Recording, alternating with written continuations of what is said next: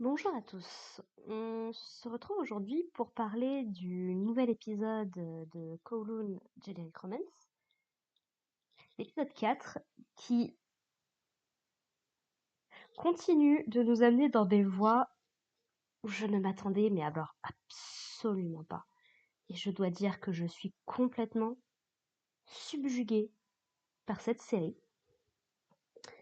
Il est encore trop tôt pour dire si c'est la série de l'année, selon moi en tout cas, mais clairement, c'est pour moi la série de la saison. J'ai pas tout vu et je regarderai pas toutes les séries qui sortent. J'en ai déjà une dizaine là en ce moment, ça suffit déjà pas mal. Mais vraiment, si je mets Black Butler à part, parce que Black Butler, je sais où ça va, je connais, voilà, je sais où ça va être bien. Voilà, j'ai pas de doute là-dessus. Mais quand je prends Kowloon, Generic Romance et Your Format, je suis fascinée. Je sais pas si c'est la saison de la SF, j'ai pas encore trop regardé Lazarus et Moonrise, mais enfin, mais Kowloon Generic Romance, mais c'est une pépite. Mais je suis contente. J'ai regardé un petit peu des réactions sur YouTube. Je suis contente que la série attire les regards parce que c'est un véritable bijou. Alors, je vais rester mesurée quand même parce que pour moi, une série n'est pas forcément bonne que en tant que telle. Faut que sa fin aille avec. Si vous avez regardé La Tête des Titans, je fais partie des gens qui trouvent que cette fin est catastrophique à tous les niveaux. Il y a pas mal de shonen que j'ai regardé, notamment la fin, ça ne va pas à plein d'égards. Mais si la fin de Kowloon Generic Romance est aussi bonne que le reste de la saison, mais nous avons une véritable pépite entre nos mains. Je pèse mes mots. Pour parler un petit peu de cet épisode-là, on apprend pas mal de choses. Premièrement, comme je l'avais, comment dire, comme je l'avais senti depuis, je crois, l'épisode 3, ou peut-être l'épisode 2, si Ebinuma, d'une manière ou d'une autre, est impliqué dans ce qui est en train de se passer à Kowloon à l'heure actuelle, il n'est pas au courant de tout, clairement. Et après nous avoir un petit peu fait mariner avec une théorie de, comment dire, avec une théorie d'amnésie concernant Kujirai, la série essaye désormais de nous emmener dans la direction clonage. Est-ce que je pense que c'est la solution? Pas forcément. Parce qu'il y a des choses qui se passent dans cet épisode-là qui ne peuvent pas s'expliquer avec du simple clonage. Grosso modo, dans cet épisode-là, donc l'épisode commence avec Kudo qui a un nouveau flashback de Kujirai, où il parle un petit peu de Kowloon, la ville en tant que telle, parce que si vous ne savez pas, Kowloon était une véritable ville qui a existé, mais qui a depuis été rasée, détruite, capote. Et là où on pouvait se questionner au niveau de la temporalité, parce que c'est une série de SF, donc il peut très bien y avoir un truc, ça peut très bien se passer dans un passé plus ou moins lointain, et avoir des éléments de technologie plus avancés, voire que nous n'avons pas encore, si tant est qu'on les ait seulement un jour. Nous avons aujourd'hui la confirmation que cette série se passe après 1994. C'est Kujirai elle-même qui le dit. Il était prévu que la ville la ville a été détruite dans cet univers-là. Je n'ai pas vérifié, j'avoue, dans le monde réel, mais en 94. Ce qui explique, du coup, qu'on ait une technologie aussi intéressante et importante que Generic Terra. Ça me ramène à un point, parce que du coup, depuis, histoire d'avoir quelques théories, j'ai un petit peu regardé les anciens épisodes, et il y a un détail qui m'a fait tiquer assez tôt, c'est un moment où Monsieur Lee, donc le directeur de l'agence immobilière dans laquelle Kujira et Kudo travaillent, euh, nous parle de Kowloon 2, que c'est compliqué de trouver des appartements, de faire des trucs et des machins et tout. ça m'avait toujours fait tiquer parce que je me suis dit, tiens, est-ce qu'il parle juste d'un quartier ou est-ce que c'est en lien avec la fin de l'épisode 1 qui consiste à ce qu'on ait Kujirai qui, une fois, dès qu'elle a appris que la Kujirai qui était dans la photo était fiancée à Kudo, elle a cette espèce de bref flash où le café dans lequel elle se trouve a l'air au choix abandonné ou détruit. Si maintenant on se base sur la vraie histoire de Kowloon sur laquelle la ville a été détruite, oui, effectivement, ça joue. On a également d'autres aspects, puisque,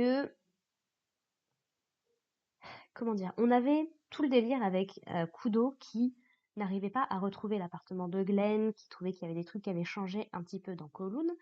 Et aujourd'hui, le deuxième Glenn le mentionne également. Il visite un petit peu la ville avec Evinuma.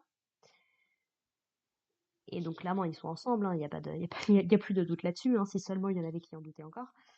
Il mentionne que donc, là où il travaillait, donc dans le bar en question, il avait construit un petit truc pour un espèce de petit abri pour les chats. Sauf qu'aujourd'hui, il n'y a plus la moindre trace que cette chose-là ait existé. Et ce qu'on comprend dans cet épisode-là, c'est que moi, je l'appelais le faux Glenn, puisque je ne savais pas vraiment encore qu'est-ce qu'essayait de nous amener la série. Mais le Gwen qui travaille avec Elinuma est l'original, quoi que ça veuille dire dans cette série. Puisque donc il a connu Kujirai, il a connu Kudo, voilà, il y a tout un ensemble de trucs. J'essaye un petit peu d'ordonner mes pensées parce que je viens tout juste de regarder l'épisode et il y a énormément de choses à dire. Je pense que ma review va être longue parce qu'il y a énormément de choses à dire. Je tiens déjà à dire que Elinuma en mode touriste, avec la petite chemise et tout, je prends. J'adore le concept. Pour le coup. Let's go. Donc, il y a cette idée, effectivement, si on parle d'un ancien Kowloon qui a été reconstruit depuis, ce qu'a l'air de suggérer la Kujirai du passé, ouais, que les choses ne soient pas comme elles étaient censées être, ok. Par contre, ce qui n'est pas clair, c'est... Comment dire? J'ai envie de parler de tellement de trucs en même temps, mais les sujets se mélangent tous ensemble, c'est compliqué. C'est pas clair en fait si le Glenn qui est aujourd'hui avec Ebinuma, est-ce qu'il est parti de Kowloon ou est-ce qu'il a toujours été là? Faut que j'en parle maintenant. Grosso modo, l'épisode se termine avec donc Glenn et Ebinuma qui font venir un petit vieux qui joue au mahjong avec Kudo et avec Kujirai. Donc ils le font venir soi-disant pour des tests de santé ou de trucs comme ça. Et en même temps, Ebinuma a au téléphone quelqu'un de sa compagnie, probablement, on ne sait pas exactement, mais qui est avec une autre version, visiblement, de ce petit vieux. On ne nous montre pas vraiment son visage, mais dans son intonation, dans la façon dont il agit et autres, visiblement, c'est un autre lui. Et en fait, au moment où ce personnage-là se double, entre dans Kowloon, la version qui est actuellement dans Kowloon disparaît. C'est-à-dire, littéralement, s'évapore sur place. Un instant, il est là, l'instant d'après, il est plus là. Ce qui porte du coup Ebinuma à confirmer que le Glenn qu'on a rencontré au tout début de la série, qui était du coup content de voir que Kudo il était revenu avec sa petite amie, qui explique que c'est lui qui a pris la photo de Kujirai et de Kudo, a disparu également. Ce qui suggère que le Glenn actuel était parti de Kowloon et est revenu, pour une raison ou pour une autre. Ce qui a fait disparaître son autre version. Et c'est là où ça pose aussi des questions, parce que est-ce qu'on est sûr vraiment que ce sont les personnages originaux? Parce que visiblement, ce qu'on pourrait appeler les clones ne sont pas au courant qu'il se passe quelque chose de bizarre. Ebinuma, Kudo et Glenn le sont, le remarquent. Notamment pendant qu'ils sont en train du coup de visiter un petit peu la ville. Euh, Glenn, il lui fait un petit peu part des choses qu'il a trouvé bizarres depuis qu'il est revenu, visiblement, que c'est pas exactement le Kowloon de ses souvenirs. C'est que notamment, donc le collier qui vendent la société Ebinuma, le collier qu'utilise Kujirai et qui, au choix, visiblement, lui a rendu la vue ou a fait quelque chose de bizarre avec elle, est considéré comme quelque chose de nouveau dans la partie de Kowloon où ils sont, alors que d'après Ebinuma, ça fait au moins 3 ans déjà qu'ils la vendent. Donc il y a tous ces petits détails de les choses sont là mais pas totalement là, il se passe des trucs bizarres. C'est... Je ferai un récap total à la fin de ce que je pense qui se passe d'une manière ou d'une autre. Je vais continuer à avancer sur l'épisode. Donc on a Kujirai et Yaomei qui mangent pas mal ensemble dans cet épisode. D'ailleurs, Yaomei qui fait vraiment la copine de l'héroïne en mode ce mec est en train de blesser ma copine, ça va pas se passer comme ça, je vais lui faire payer que ça d'une façon ou d'une autre, parce que du coup, il faut une petite fête pour le fait que Xiao ait son nouvel appartement. Ils le font sur le toit et autres. Et elle est vraiment super, super froide avec lui. Au lieu de lui donner du poulet, elle lui donne du citron. Enfin, bref, ils font tout un truc comme ça. Et notamment, elle discute un petit peu avec Kujirai du fait que bah, Kujirai ne veut pas quitter l'appartement dans lequel elle est actuellement. Pas pour elle, et même pas pour Kudo, en vrai, mais pour l'autre Kujirai, qui que ce soit. Puisqu'en fait, ce qu'elle explique, c'est que bah, j'ai peut-être son apparence, je suis peut-être chez elle, je suis là pour la copier d'une manière ou d'une autre, mais bah, cet appartement, ce qu'elle a construit, ce genre de choses, ça fait partie d'elle-même en fait. Et déménager, ce serait comme l'effacer définitivement de l'existence, en fait. Et c'est quelque chose qu'elle ne veut pas. Par respect pour cet autre Kujirai, en fait. Et je trouve ça très beau, en fait, qu'elle pense même pas à Kudo à ce moment-là, mais qu'elle pense juste à cette personne qui, bah, visiblement, ça semble être confirmé dans cet épisode-là, vraiment. J'avais des doutes, parce que comme c'était l'autre Glenn qui le disait, qu'on ne savait pas encore trop bien sur quel pied danser avec lui, mais visiblement, Kujirai, la Reiko de l'époque, est effectivement décédée. Morte, capoute. Et ouais, je trouve ça très beau, du coup, qu'elle ne veuille pas faire disparaître le peu qui reste de cette personne, en fait. Elles vont également aussi discuter bah, de qu'est-ce que c'est que être quelqu'un d'original, être quelqu'un d'authentique, être un remplacement, être une copie ou ce genre de choses. Puisque donc, elle, apparemment, Yaoe a vu sur les réseaux un petit peu une théorie qui parlait justement de clonage, qui expliquait que bah, Generic Terra, en fait, c'était une façon de cacher le fait qu'il y avait des projets sur le clonage. On sait que la société Ebinuma investit dans le Generic Terra, et on sait que Ebinuma lui-même, il fait des trucs un peu chelous, clairement. Et qu'il est un peu chelou lui-même. Donc, en vrai, pourquoi pas? Qu'il y ait du clonage là-dedans, ça semble être la route qu'on prend, et en même temps, normalement, un clone, ça te fait pas disparaître, en fait. Ou alors, je sais pas comment marche le clonage, mais voilà. Et ouais, il parle un petit peu de ça, donc elle se dit, est-ce que ça, potentiellement, ça pourrait te concerner et autres. Et elle va expliquer qu'il parle aussi des zirconiens. Et en fait, le zircon ou la zirconite, je sais plus comment est-ce que c'est mentionné, c'est une pierre visiblement, une pierre précieuse artificielle, donc on est vraiment dans le thème, qui imite le diamant, en fait. Et donc, ils ont, par association, en fait, du coup, ils appellent les clones, les autres versions, les zirconiens. Ça peut être une bonne façon de les différencier, ceci étant. Peut-être adopter ça pour le reste de la série. Mais en fait, elles vont discuter, du coup, du fait que, bah, certes, cette pierre-là, c'est un faux diamant, mais qui a aussi son éclat, qui a sa valeur, voilà, qui mérite d'être reconnue pour ce qu'elle est en fait. Et c'est quelque chose que Yaomé, ça la touche personnellement parce que, comme elle nous a expliqué, elle a fait de la chirurgie esthétique de bas en haut. Et ça lui apporte un certain réconfort de savoir que même quelque chose d'artificiel peut avoir de la valeur et peut être apprécié pour sa propre qualité en fait. Et de son côté, Kujirai, elle va mettre en avant le fait que maintenant, elle veut prendre ses propres décisions.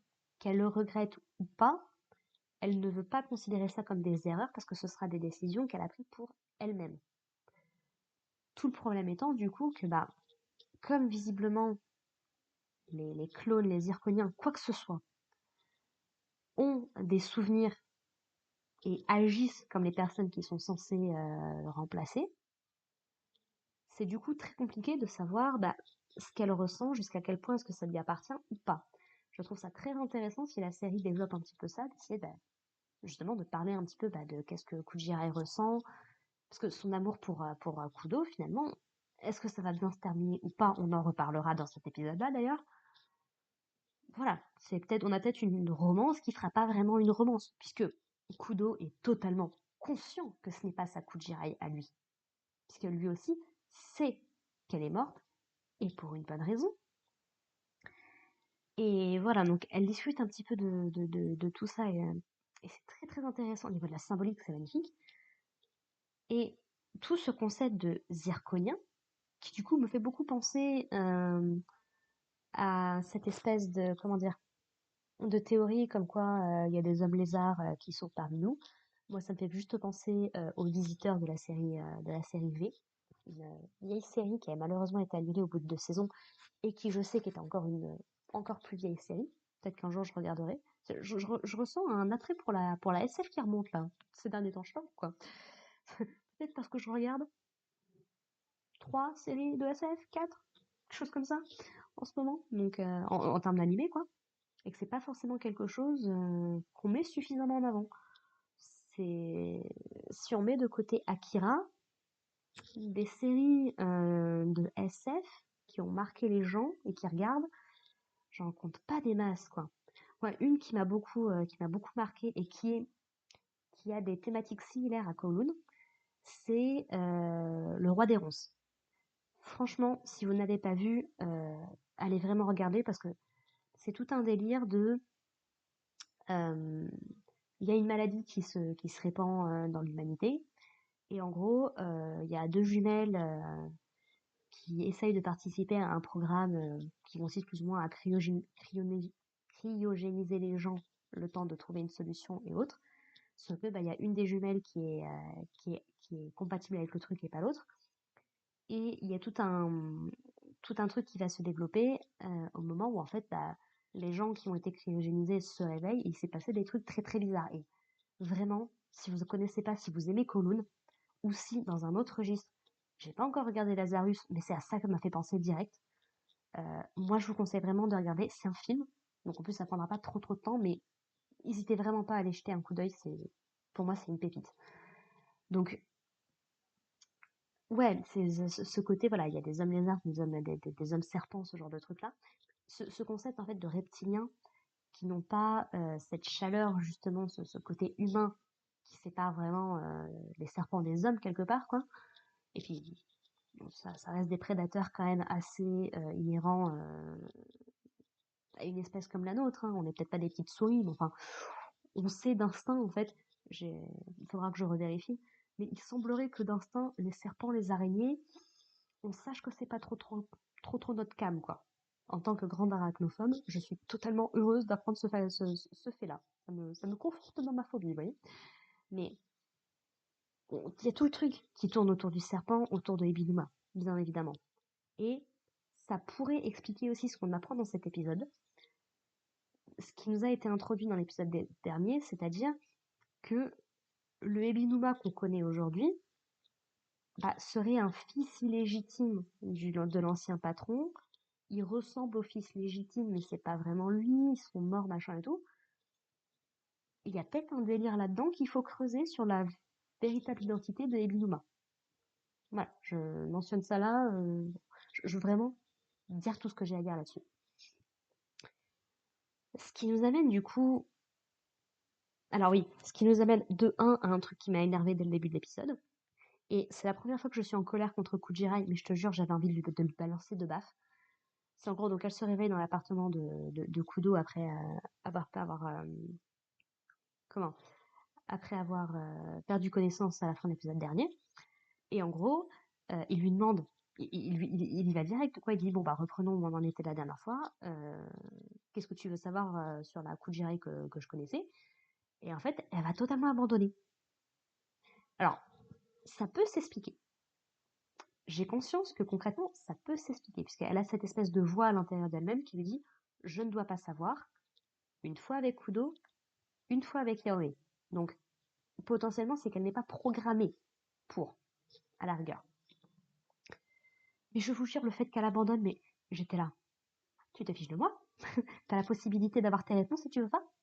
C'est, ça fait partie en fait de ces procédés de narration qui me sortent par les yeux. Alors c'est peut-être parce que One Piece l'a tellement employé pour ne rien raconter qu'au bout d'un moment, faut arrêter de déconner. Mais je ne supporte pas quand quelqu'un veut savoir une info, il pousse la personne qui a ces informations pour les obtenir, et puis au moment où la personne en face, elle est enfin décidée à lui dire, elle se dit, ouais non finalement tu sais quoi, laisse tomber. Je fais partie des processus, il faut arrêter. Ce n'est pas possible. Ah, ça m'énerve. Donc, voilà, elle abandonne complètement et en fait, bah, il va lui donner un double de son appartement à elle et il va lui dire, bah écoute, il y a un double de mes clés à moi qui sont là. Une fois que t'es parti, tu me les donnes, quoi. D'ailleurs, tout ce délire de clone de zirconien, ça peut aussi expliquer ce qui s'est passé avec les Yaoi. Il y a quelques épisodes de ça aussi.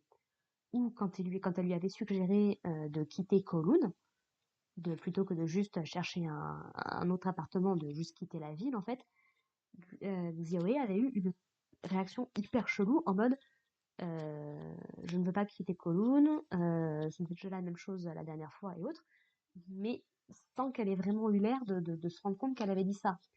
Si c'est elle-même un double, un clone d'une manière ou d'une autre, bah ça prend tout de suite beaucoup plus de sens en fait, quoi. Et je pense que ouais, on va beaucoup plus, à mon avis, on va creuser un peu plus dans ce délire de Kowloon a été détruit de base. Et puis il y a tout le projet avec Generic Terra. Oui, un truc que mentionne aussi Ebinuma par rapport à Kujirai, c'est que les clones n'ont pas de grain de beauté, a priori. Alors, j'ai du mal à comprendre comment tu peux créer des clones qui soient pas des clones parfaits, comment tu peux être au courant du machin et tout, mais ça a l'air du coup de l'intéresser davantage, ce qui a l'air de suggérer que d'une manière ou d'une autre, la Reiko Kujirai qu'on suit nous n'est pas normale. Peu importe son origine, peu importe ce qu'elle est censée représenter, même ça, c'est pas censé être normal dans le processus classique, quoi. Et puis, bah, bien évidemment, il reste tout le délire avec Generic Terra, qui est censé, donc, du coup, apporter l'immortalité, l'éternité aux gens avec leurs souvenirs. Donc, que Generic Terra soit lié à tout ça, je veux dire, il y a littéralement de générique dans le nom de l'anime. Pour moi, ça ne peut pas être une coïncidence, il y a forcément un lien d'une manière ou d'une autre. Et ce qui continue de me rendre dingue, c'est que dans les flashbacks de Kudo, avec Kujirai, donc qui, encore une fois, si au niveau des dates, tout est à peu près correct, ça se passe, enfin, c'est censé plus ou moins se passer. Enfin, à l'époque, je me disais, ça devait se passer dans la même année que ce qu'on voyait avec Kujirai, puisque elle a exactement le même âge que la Kujirai du passé. Donc, et ils ont commencé à se mettre ensemble 2 mois après l'arrivée de Kudo, visiblement. Et pareil, est-ce que Kudo lui-même potentiellement est un clone? Enfin, ça ouvre énormément de portes. Et ouais, le truc qui me rend dingue, c'est que Generic Terra, dans tous les flashbacks de Kudo qu'on voit jusqu'ici, n'existe pas encore. Donc, avant, je me disais, si ça se passe dans la même année, c'est qu'il se passe des trucs bizarres, des bails temporels ou quelque chose, ou sa mémoire a été alternée, ou quelque chose, il se passe quelque chose, quoi. Mais là, vu qu'on a ce délire de clone de machin, quand est-ce qu'on se situe réellement par rapport à la timeline d'origine? Voilà, puisque visiblement, bah, que ce soit Kudo ou que ce soit Glenn, c'est les mêmes qu'à l'époque. Ils ont pas énormément changé, donc ça peut pas être aussi vieux que ça. Enfin bref, il y a plein de théories qui ont des arguments pour, des arguments contre, et je veux absolument voir la suite. Ce qui m'amène du coup, enfin, après 25 minutes là-dessus, au plot twist de cet épisode-là, qui me rend ma boule, je veux pas attendre une semaine de plus, en fait. Je crois que j'aurais dû m'arrêter, j'aurais dû laisser Kowloon de côté, me concentrer sur les autres animés, attendre qu'il y ait des épisodes pour binge-watch. Parce que là, autant Black Butler, je peux attendre, je m'en fous, je connais. Autant Kowloon, on est épisode 4. Je crois qu'on est quasiment à la moitié de la saison, du coup. Mais j'en veux plus, en fait. C'est criminel de faire ça. Puisque donc l'épisode se termine avec donc Kudo, du coup, qui demande à Kujirai, bah, qu'est-ce que tu sais, en fait, sur l'autre Kujirai? Et elle lui dit, bah écoute, je sais juste qu'elle est morte. C'est le Glenn, là, le serveur, qui me l'a dit. Et en fait, ça fait extrêmement rire Kudo, qui, en parallèle, on a une discussion justement entre Ebinuma et Glenn, Ebinuma qui demande à son mec, tu m'as jamais dit au fait comment est-ce qu'elle est morte, la Kujirai là, tu peux m'en parler un petit peu? Et il lui dit, bah, j'ai pas vraiment envie, ça nous paraissait tellement impossible à l'époque, ce genre de choses. Puisque visiblement, c'est Kudo lui-même qui a tué Kujirai. Et là encore, ça peut tout et rien dire. Ça peut vouloir dire qu'effectivement, il a effectivement lui-même tué Kujirai. Et rien que sur ça, déjà, il y a 36 possibilités différentes. Est-ce qu'il l'a fait volontairement? Est-ce que c'était un accident? Euh, Est-ce qu'il a été possédé? Est-ce qu'il était vraiment en pleine conscience de lui-même? Est-ce que Kujirai a été devenu quelqu'un de méconnaissable? On nous raconte leur histoire d'amour, mais est-ce que leur histoire d'amour s'est bien terminée? Ils étaient fiancés, mais est-ce que du coup, elle l'a pas trompé? Est-ce qu'il s'est pas passé quelque chose? Énormément de possibilités sur le fait qu'il ait pu tuer Kujirai. Déjà, est-ce que c'est vraiment le cas? De deux, est-ce que c'était volontaire? Ou est-ce que c'est juste bah, un accident, il n'a pas pu empêcher un truc et il s'en veut, quoi? Ce qui pourrait potentiellement aussi expliquer que notre Kujirai à nous ne veuille pas se souvenir, ne veuille pas savoir. Il y a peut-être des choses qu'elle ne doit pas savoir. Vraiment, effectivement, oui. C'est si le mec dont elle est amoureuse est responsable de sa mort, ou de la mort de son double, effectivement, je peux comprendre que son cerveau lui dise nope, nope, nope, nope, nope. Il y a aussi tout un délire avec la lune dans cet épisode-là, sur le fait que on nous explique, donc c'est la pleine lune, donc on voit super bien, et Kudo nous explique que a priori, enfin c'est pas a priori d'ailleurs, en fait c'est la lumière du soleil qui se reflète sur la lune et qui la fait briller pour nous le soir. Même si nous on voit pas le soleil, à l'échelle de l'univers, ne serait-ce que de notre galaxie, notre système solaire, voilà, le soleil il éclaire toujours la lune, c'est juste que comme ça tourne et tout. Bref. Et du coup, il se pose la question, bah, qu'est-ce qui fait briller Generic Terra, en fait? C'est quoi la lumière qui l'a fait briller la nuit pour qu'on la voit aussi bien, quoi? Selon Kujirai, ce serait l'espoir des gens, en fait, qui ont bah, du coup beaucoup d'espoir dans le projet.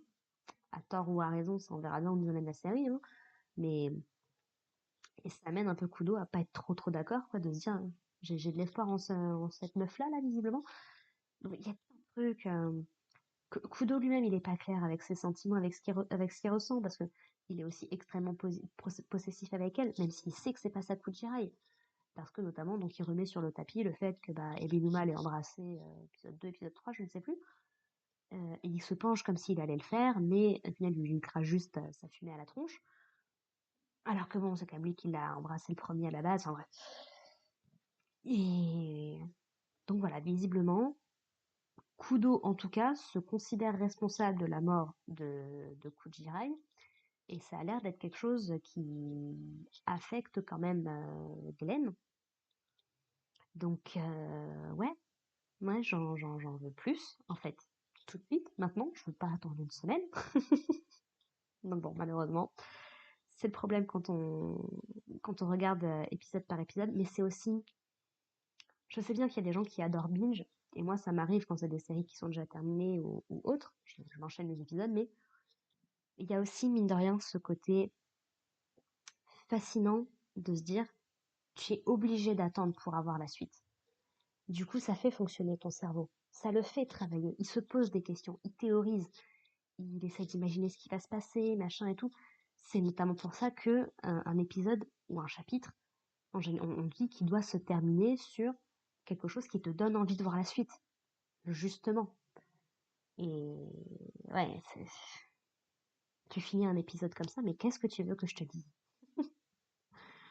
Donc ouais, ça y est, j'ai atteint la demi-heure de review, c'est insane. Donc j'avais beaucoup de choses à dire sur cet épisode-là et sur la série en général. Donc voilà, merci si vous m'avez suivi jusqu'ici, hein, vous êtes très courageux, merci. Et bah, ça me désole, hein, mais je vous propose qu'on se retrouve bah, la semaine prochaine pour l'épisode 5. À l'heure où de toute façon les épisodes sortiront sur la chaîne, vous aurez déjà de l'avance si vous suivez la série.